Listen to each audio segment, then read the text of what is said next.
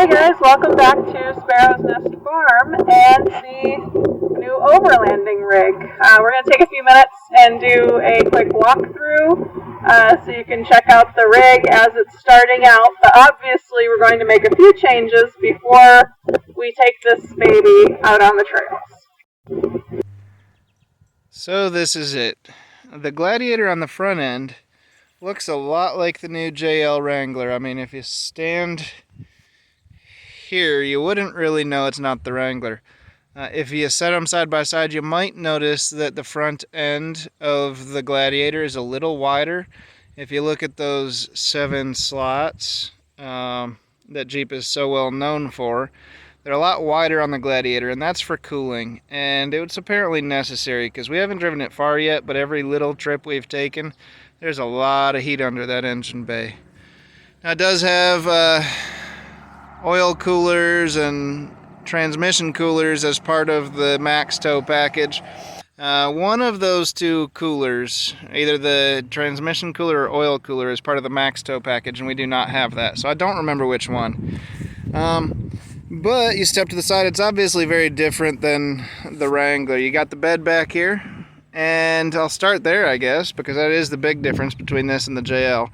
The bed isn't long. I'd say it's, I think, 4.5 to 5 feet, if I remember right. You see right there, it has lights that come on when you open the door, and they light up the bed pretty well. You also have a switch inside that you can use to turn that on manually if you'd like. It's got a tie down right down here. It's got another tie down right down here. It has a nice sliding window on the back. I believe that might be an option for the hardtop, but I'm not 100% certain on that.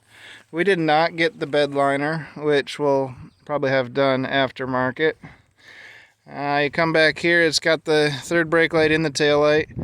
It's got the bumper that looks kind of similar, in my opinion, to the old Rubicon bumpers. And has the kind of iconic Jeep taillights. The tailgate is an assist tailgate, soft drop, so you don't just drop it if you let go. Closes nice and quiet.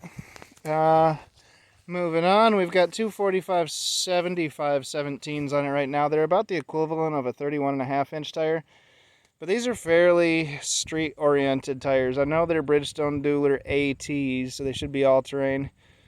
But just looking at that tread, I wouldn't trust these out on much of a trail. From the back, you got a very clear Wrangler style line on the front, and the doors as well. The doors do come off just like a Wrangler. The top is a 3-piece hardtop, so these two front pieces there and then one on the other side come out, and you have open top, and the whole top comes off as well if you'd like. But those two pieces are a pretty quick, easy way to just get some fresh open air. Take that off, open the windows, and open that back window, and you're pretty much outside. Now the two tops that come out there, the two freedom panels they call them, they have a carrier bag that helps to protect them from damage as well. And we did get that. I don't know if that's standard with the Gladiator. I guess I'd have to look that up. Maybe I can put something on the video here. And otherwise, it does have Dana 44 axles front and rear. So as you know, the new JL brought back the dreaded Dana 35 in the rear as standard for certain models. And 44 was an upgrade. I don't know on the Dana 35 if it's as strong as, or if it's as weak as the old ones were, the old C-clip and all that, but they say it's better. But still, I'm happy to have the Dana 44s underneath. That'll give me some peace of mind that we're not gonna break something as easily out on a trail. Back to the tires. We are looking at, that is one of the upgrades. Jen said we're gonna upgrade a few things before we hit the trails. One of the first upgrades we're going to do is go to a good all-terrain, probably go up to a 265/70 or a 285/70. The 285 is just shy of a 33-inch tire. I think it's like 32.6. So technically it's like a 33. And I think that's the route we're going to go. And probably go with a load range C, D, maybe E all-terrain tire. I think I'm going to go with those same Falcons I got on my Jeep because they perform excellently, they ride smooth, they last forever, and they're super cheap. So I can't say good enough things about the Falcons. I think that's about all we can really see on the outside without me crawling down in the dirt underneath on a rainy day. So if people want to see underneath, maybe I can say something in the comments. Maybe I can do another walk around, but maybe a roll under, you know, in the future. I am thinking it's time to step inside and see what we got.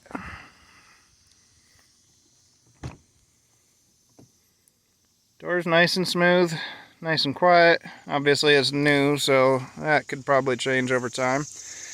It does have pouches in each of the doors that are kind of nice. Has power locks, power windows. The windows on a Jeep, a lot of first-time Jeep drivers will get in and not be able to figure out where their window control is.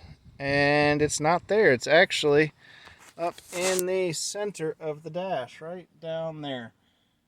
We've also got USB ports and I think like a 3.5 millimeter jack as well under that media slot.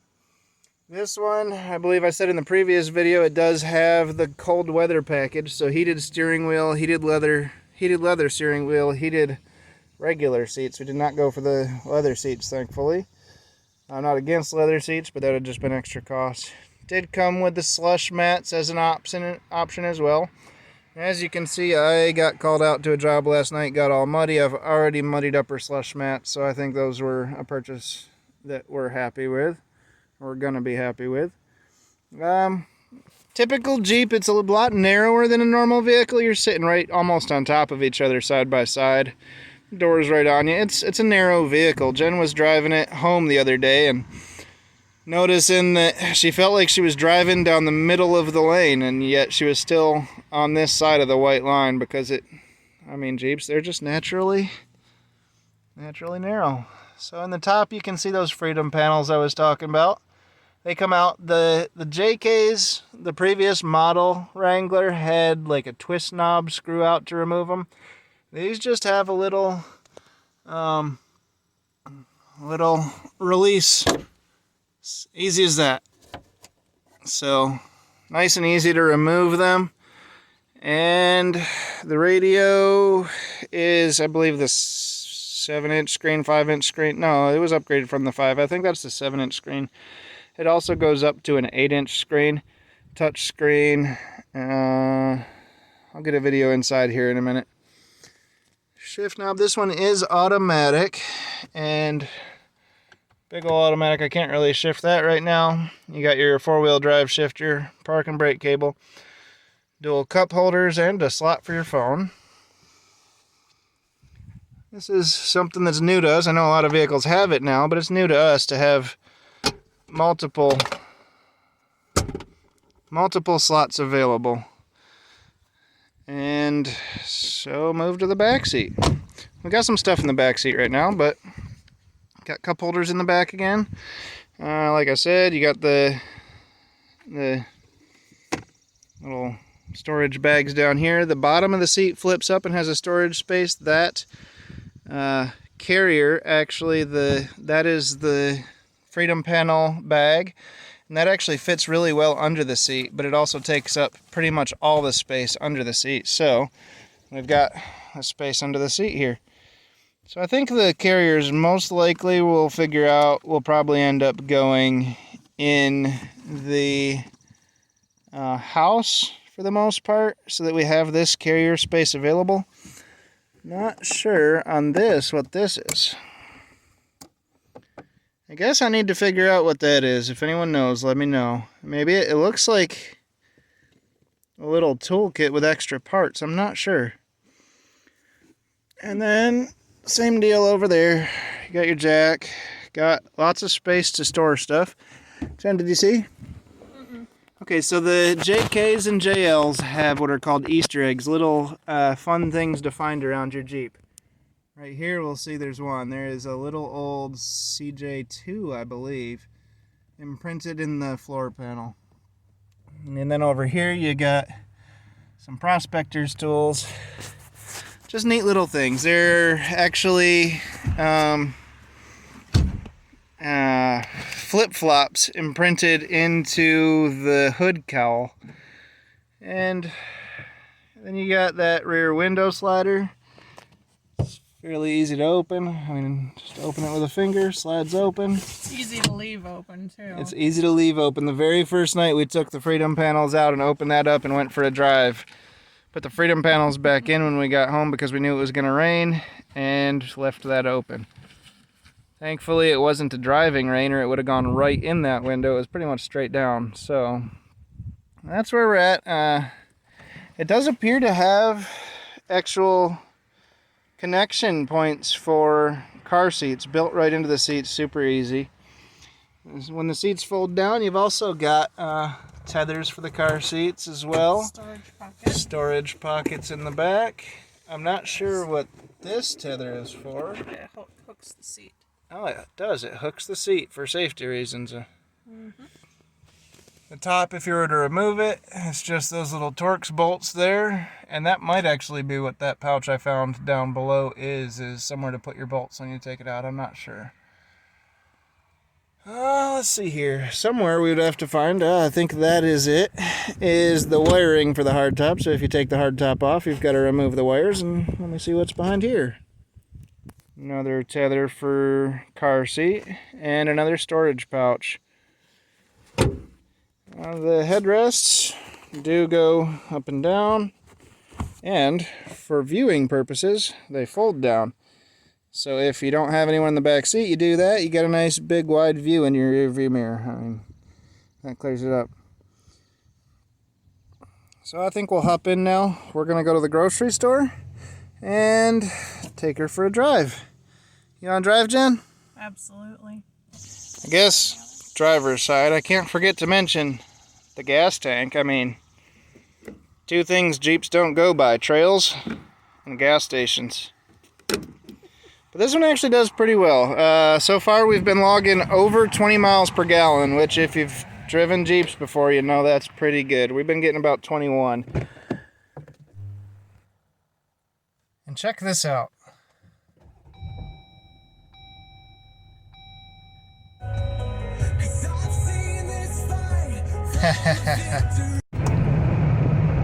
And then there's an awesome feature that I think a lot of vehicles have, but it's kind of nice for us. My Jeep has an aftermarket stereo that can pair to the Bluetooth, but it's a first for Jen to have a vehicle where she can pair her phone to the Bluetooth and play an audiobook or play music that's on her phone through the radio. Now, when I hit record, it shut off the music, but we got some good bluegrass going for a trip to the grocery store right now.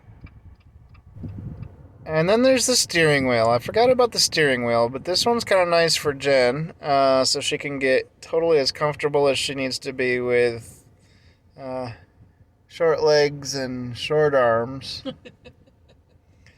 Whenever you're sad, imagine a T-Rex trying to drive a Jeep. It's literally the shirt I'm wearing right now. Is it? Okay, I gotta show it.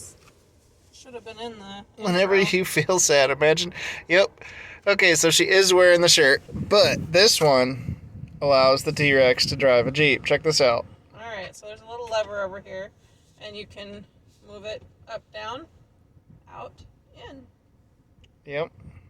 So it doesn't have telescoping pedals, but it does have the telescoping steering wheel, which is kind of nice for us. And can I just say, we are at the best store ever. If you don't have a Rural King near you, and you've been shopping at Tractor Supply, look up Rural King, go find them. If you like homesteading, you need the Rural King. It's right up there with Aldi's. Well, guys, that is our walk around for today. I think we've covered most of what we wanted to. Like I said before, let me know in the comments if you wanted to see some of the undercarriage. I'll have to get a good spot to do that and climb underneath. I wasn't going to do it in the muddy grass this morning, but if that's something y'all are interested in, let me know. In the meantime, thanks for watching. Thanks for joining us on this new quest. Hang loose. The Lord bless you and keep you.